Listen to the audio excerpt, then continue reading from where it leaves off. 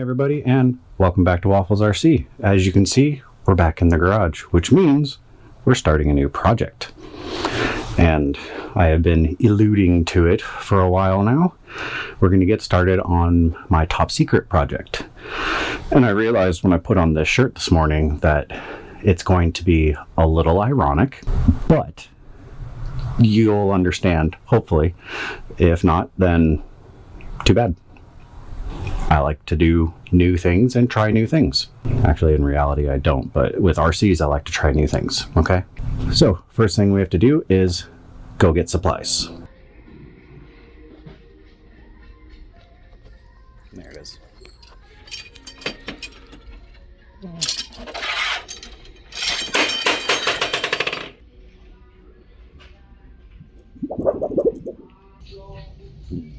Cheap, expensive. Supplies acquired. And just like that, with a little bit of YouTube magic, we have supplies. It's called changing the scenery, trying to make things flow a little bit better. And I forgot to film an intro before I went, so there's that too. So, we are starting our project off with 1/2 inch by 1/2 inch square stock, hollow, my normal go-to frame stuff. So we are making our own frame. And since I already have the vehicle, I also have some axles. So that way we know how wide to make our frame. Yeah, so this will also give us a place to mount our control arms and try and get the suspension all underneath this thing, which the suspension, we're hopefully going to get a little trick with that one. If it works out like I planned. I don't know yet. So, what is the top secret project, you're asking? Well, I guess there's no other way of going around it other than to show you what we are working on. So, I have been working very hard on this, and some of you will like it, some of you will hate it, but here we go.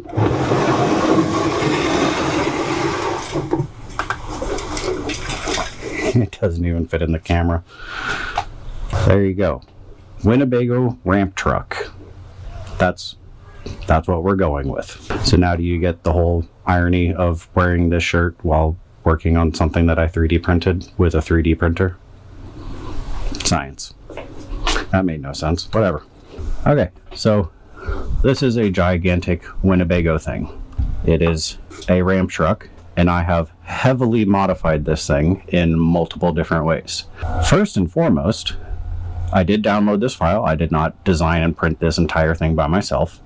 I'm not that good. But it was 24th scale. That's right. The scale of it was 24 scale. And they said it was very long. And I think it was like originally supposed to be 9 inches long, is what they said. It is now 31 inches long and much bigger. Here, proof. This was only supposed to be big enough to carry that. I've made it bigger. Now, if you're wondering why I'm saying some will be upset, some won't, it's because of this shirt. I normally make all my own stuff, and I used to bag on 3D printer stuff. Well, I got a 3D printer, and I've been learning how to use it, which creates more diverse vehicles, more interesting vehicles, and keeps this channel going, because sometimes you got to go with the times. Does that make sense?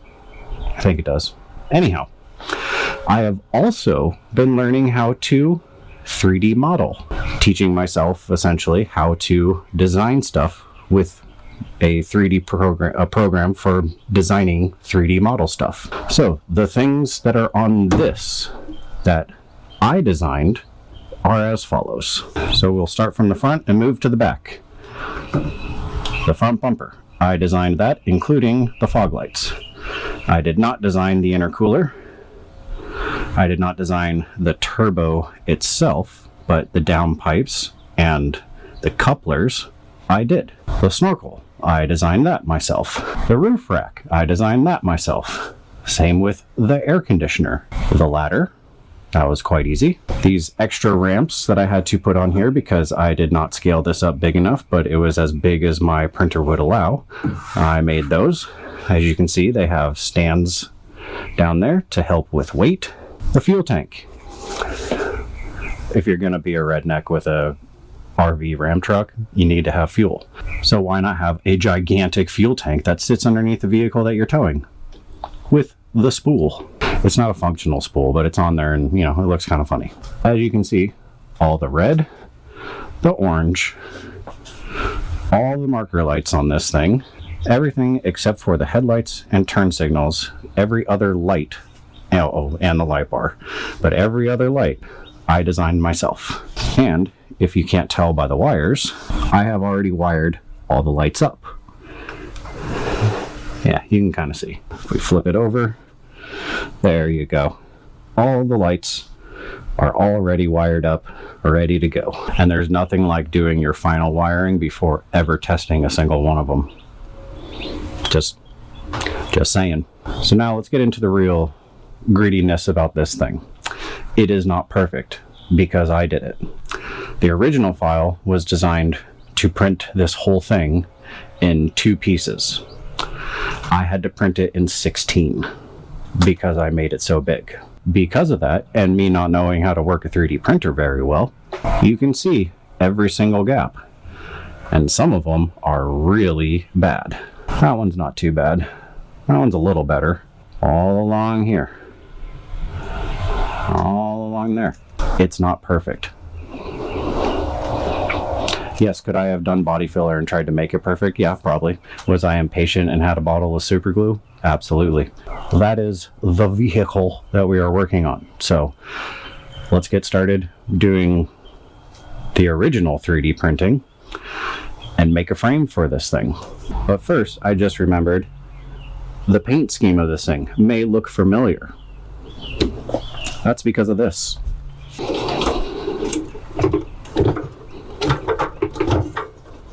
I basically scaled this thing to carry this truck, and I painted them the same color, except this one's dirty and now has very little black left on it, so it will rust, and this won't. But whatever, this gets used. This is our camping vehicle, but this is essentially what I made this for, was to tow specifically this vehicle, but it can tow almost any of them. But now also, this thing is not done. The bed is obviously still a lot of overspray and super glue and fingerprints and, you know, stuff like that. I'm not done with that part yet, but I want to get the frame started. So let's create fire. So this frame is going to be the same, but just a little bit different because we are not building a crawler out of this like everybody else does. So we're going to have to get creative, and you guys can guess based on how I start making this frame. So I'm not a very good YouTuber. I put the camera in time lapse. I never hit record. So I was just doing all this work and hoping you guys would see the process, and you didn't. So now I'll put it in time lapse and we'll go from where we're at right now to where we're going.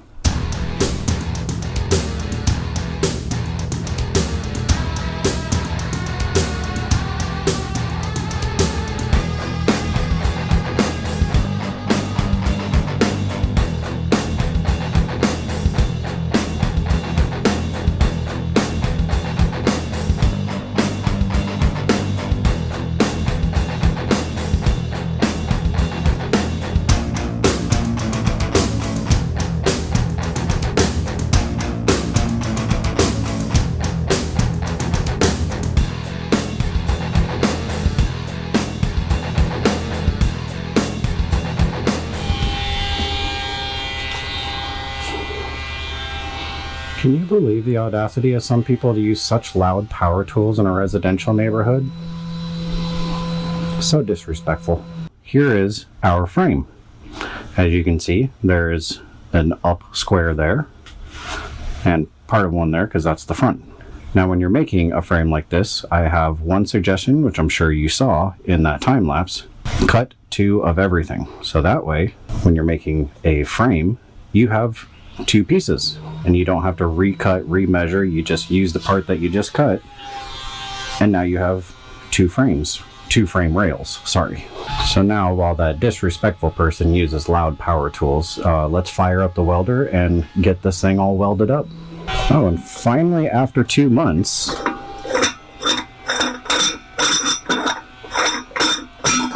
I actually got my welder bottle filled, because this thing has been empty for a while. But I have projects coming up on the big trucks, and obviously this RC vehicle, where I need welding gas. The trucks are going to take the most. This I've been able to get away with for a while now, but the big trucks are going to need it. We have the gas.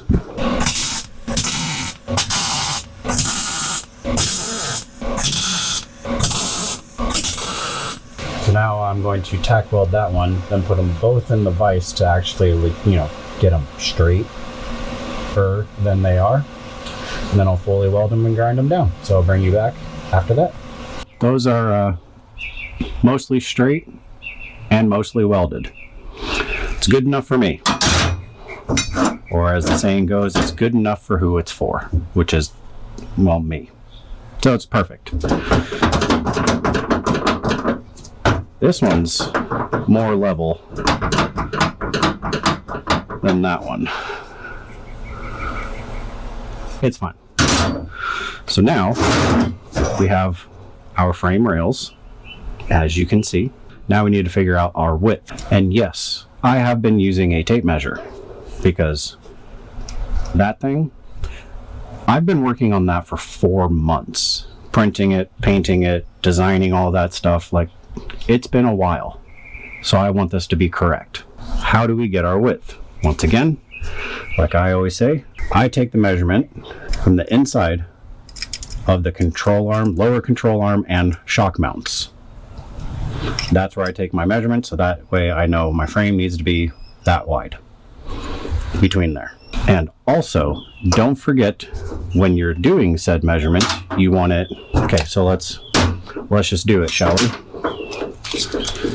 Okay, so inside to inside is 2.5 inches. It's much skinnier than I thought it would be. I may be doing this to the outside, because, like I always forget, you have to take into consideration the thickness of the material that you're using, which this is 1/2 inch. So 2 of those makes 1 inch, which means that they would only be 1.5 inches apart. And I don't like that. So, like I said, I'm going to take a measurement from outside to outside of the lower control arm and shock mounts. That's what I'm going to do. Be a bit different for me this time. Everything is going to be essentially inboard, but hopefully it'll work. That measurement, we will call it 3 3/4. But now, since this is the inside, or since I'm measuring outside to outside, that measurement does not include that, because that's going to sit around it. So I need the space in between the frame to be, what did I say? Let me measure it again. 3 3/4. So I'm going to cut a couple of, you guessed it, square stock, 3 3/4 inches long. And I'm only going to measure one. So what I said, 3 3/4? Pretty sure that's what I said. Safety. As I'm sitting here with an angle grinder with no shield, and I didn't use the tool to tighten it down. But hey, safety glasses. Where's my pen? I blew back here because of the leaf blower. 3 3/4 if my squirrel brain remembers that correctly. No more tape measure for the rest of them. And you remember earlier how I said the neighbor was being really loud with power tools and how disrespectful it was? It's called irony and a joke. So now, instead of using a tape measure, I'm going to use the one that I just cut as my template for the rest of them. Because why continue to measure when you can just use the piece that you already cut? I don't know how many to cut, but I'm going to go with 3 for now. Should I do 3? We'll do 4. Just because we can.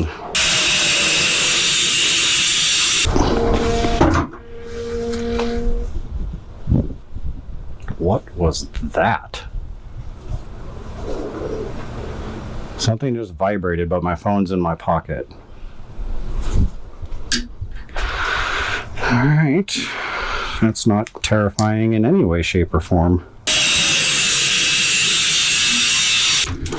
And there we go. Cross members. I think I measured wrong. Just guessing though.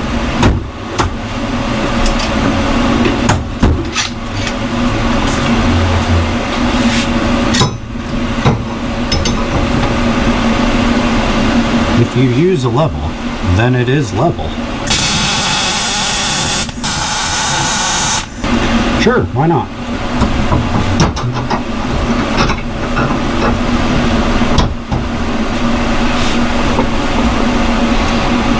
Well, I get to use my favorite RC tool.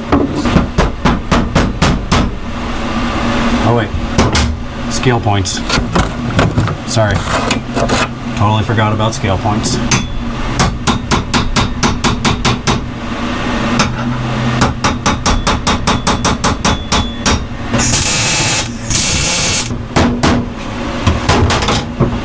Well, it may be crooked, but at least it matches every other RC that I've made a frame for.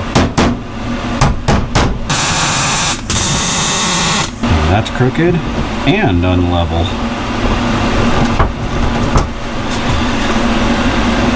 But just like I always say, who's going to see it? It'll be under the truck. You won't see it. You guys will know about it, but you won't see it in person.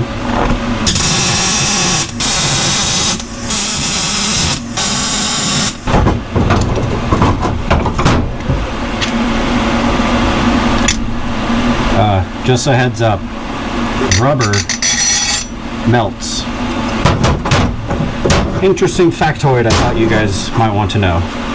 Alright, now I will grind all of this and move on to the next step, which will be mounting axles, I think, and hopefully. But first I will need lunch. We have had lunch, and now it is time to find out our wheelbase. And by find out, I mean locate. This is precise measuring. Basically, all I'm trying to do is find relative center of the wheel arch that's on the camper, and then oh wait, no, I need to bring this to where I want it. Yep, I want that right there. Okay, so now I'm gonna go out like that. Sure. Do the same back here. I'll go. I'm gonna leave a little room for error, but not a lot. All right, there. And this time I'll actually do top and bottom. And I'm sure you guys can't see anything. So now my next question is, who's guessed what type of suspension build we're doing with this thing? Because I know you guys are smart, but I am a bit unpredictable at times. So that's all I do for finding where I want the center of my axle to be. So I have put some links that I found in one of my spare parts bins on the rear. So I have those. But now I need the wheels and tires to figure out my ride height, or to figure out mostly anything, honestly. This is where it comes important of, did you guess where we're at? Or what type of build it's going to be? You are incorrect. Or maybe some of you were correct. Basically, the frame is not at ride height right now, but it is at its lowest height. You catching where I'm going with this? Let's put these wheels and tires on here. And get it underneath the frame and then start drilling holes and mounting stuff, hopefully. We'll find out. So new people to the channel, this is not my first time messing with anything that has adjustable suspension. That, as you can see by the servo horn on the shock, that whole truck has front and rear adjustable suspension. But I'm not going to do this one exactly like that, but it will be adjustable. So now I have to guess and hope that I can get these links where I want them, because unlike that, this will not be a crawler, it'll be slammed. And I have never built a slammed vehicle before. So here's hoping that I do something right. We'll figure it out. Honestly, I talk down to myself quite often, but I always figure something out. It just usually takes a little bit of time. I'll get it figured out. All right, well, for the first time ever, even after building all of these, I think I actually got the geometry correct. You guys tell me. Let's bring you down where you can see the pinion possibly, but that's obviously slammed on the ground. I did equal length arms, but if I lift it up, the pinion actually stays where it's supposed to. Weird. It's like I'm learning or something. I don't know. Crazier things have happened. So I did keep it pretty simple. Lower arm is drilled through the frame, and I made these tabs and welded them there, and so now the axle doesn't move side to side, moves up and down nice and freely. Does articulate, but we'll get into that later. So now I have to struggle and get the front done. That's going to be tricky because the wheels turn. I'm going to focus on that, and in just a second you'll see it with the front axle on there. All right, let's see if I can do this correctly in 3, 2, 1, and there it is. We'll find out in the edit how well I did on that transition. But you know what? I'm going to keep trying, because one day I'll get that down correctly. Here, I'll even show you. I put a mark for where the camera was, so that way I'd know where to put the camera again, and I didn't touch it. Everything else moved, but you know, I'm trying, okay? It has been a while because the front was fighting me. I had to do a very heavy offset wheel to get it to fit inside of this body, so that way it can sit on the ground. Well, it's also rubbing the steering, and I lost the steering arm that came with this particular front axle, so you know, that's fun. But luckily I had spare parts.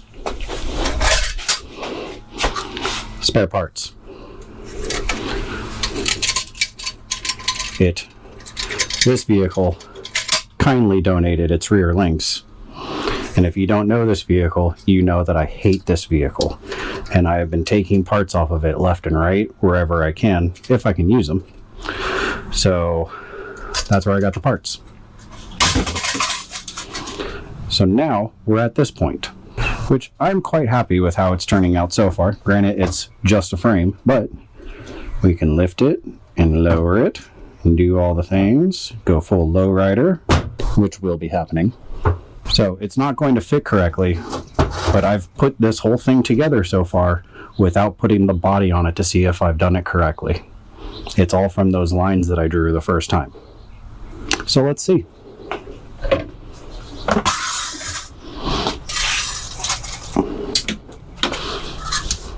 Go away. Perfect.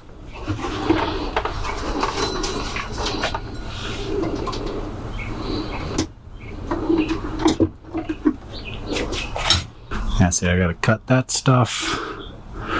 Once I do that, so there's braces across the body, and they're just perfectly in the way right now, and it's sitting on wiring. But oh, I'm loving this. That looks so awesome.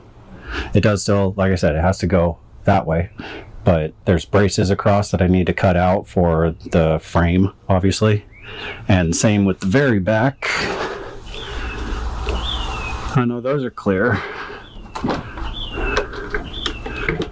Oh no, the braces there have to go too, but it's mainly those braces right in there. Yep, that's a little too far forward for what I wanted, but I think my interior idea might even work. That's right, you heard me say it. Interior. I'm going to attempt an interior. Gotta do full scale builds, guys. And now see, the real hard part about it is that I can't flip this thing upside down or on its side to work on it because, well, I finished it. And I don't want to break the mirrors or the snorkel or the roof rack, and I don't want to scratch it yet, but that's working out really good. Right, so now I got to see how to get suspension on this thing. So I do want the front to articulate, so that way it has something, but the back, I want it locked, basically, because it's going to be carrying weight. This isn't going to be a crawler, obviously, by the tires. So I'm not worried about articulation. I just want to be able to get in and out of a driveway somewhat decently. I need to figure that stuff out, but all that stuff was in the way. But I do have all this, but there's stuff back there too. Let me devise a plan real quick and I'll bring you back and let you know what's going on. All right, guys. Well, as you can see, it's later, and I would love to be able to say that it's later on the same day. The last shot that you just saw, a few seconds ago, that was on Saturday. It is now Tuesday. But I have stuff to show you. And just a fair warning, I know it's overly complicated, but it's the first thing that I got to work. There is rear suspension, or what I'm calling it. So let me grab a pointer and walk you through. This rod end right here on both ends is connected to this cantilever, which you know what that came from. The cantilever pivots here, which then goes to this rod right here, which is connected to this plate right here on this slide rail. This plate is then connected to this plate back here via the coilovers. Then this plate is connected to our rams. Long story cut short, if I touch these connections here, let's hope I go the right way. Yep. Okay, I think my hand's out of the way.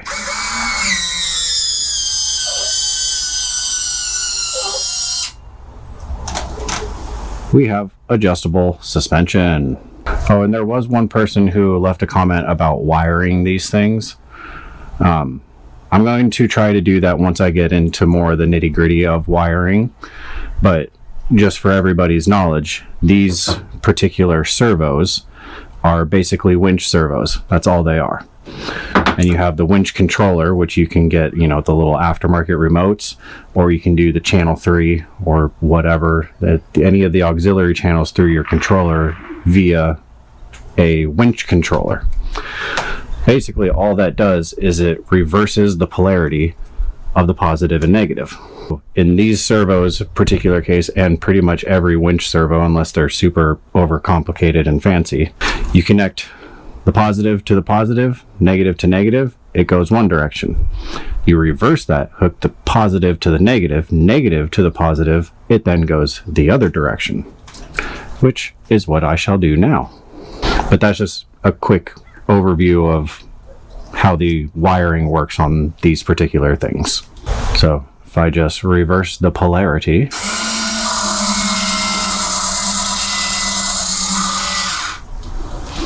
and then that one comes completely out. Now there is some perfection that is necessary because I need these to slide better, but basically, as I just explained to Full Send and our friend Tiff, basically through all this complicated system, so the rear still does have suspension, which is right here. This is technically the frame mount part. Where's a good one? All right, here. So here's your frame mount. Then obviously this is a trailing arm, but that's down to your, consider it your axle mount. So you have frame mount, axle mount allows travel. So what this is doing is, this is the frame mount because it's connected to the rams, which is connected to the frame. This plate, after going through the shocks, this plate goes up these arms to the cantilevers down to the axle. So frame mount, axle mount, just in different spots, because this is the only thing I could think of. Now, are there easier ways of going about this? Absolutely. 100%. I could have just put these coilovers on the other side of these and bam, I would have been done. But I want adjustability. So I had to create this in order to do what I wanted to do. Also, I need to keep it low profile down here because I don't know if you remember from earlier in the video, I'm going to attempt to put an interior in this thing, which means I need to keep everything low down. These cantilevers back here, they're tucked up under the ramp, so that doesn't matter. But all this stuff here, that's in the cab. So I need to be cautious with that. Now I know you may be asking yourself, what about the front? You took up most of the frame just doing the rears. That is a great question. And unfortunately, I haven't figured that out. But I have now proven that this theory works. So a little bit of perfecting and we'll make it work a little bit better. For those of you who don't know, this is Maggie. Margaret. It's her government name. Of course, the one time I put it on camera, then you side with me calling her Margaret. Well, no, I call her Maggie, but her government name is Margaret. Margaret Waffles. Yep. It's not a goat, but it jumps around like one. She does climb like a goat. So. This is the newest member of the Waffle family. Sorry, the microphone's right there. It's the newest member of the Waffle family. That'll be fun to edit. Here, we'll get a close-up just for Jerry. Huh. Mwah. Put me down. All right, so that's it for this week. I will perfect this a little bit better. And then I'll have to figure out how to do the front as well. I do have winch controllers to go through the remote, and it'll all be through the remote. I just wanted to test it using a battery. Oh, speaking of which, if you're going to test stuff like this, make sure you use smaller batteries, because this one is 7.4 volts, which is what these can run. These ones that I run the crawlers on, these are 11 volts. That's how you let the magic smoke out. So pay attention to the voltage. Thank you all for watching. Thank you all for subscribing. One great way to help the channel is you can buy merch. We have a bunch. We have patches now too. So if you want to put them on your hat, you got a Toyota, we got a patch. It's all right here. There's a link down in the description. Thank you all for watching. Next week, we will not be on this because I will be camping. So it'll be a running video of whatever I take with me camping. Thank you all for watching, and we will see you all next week.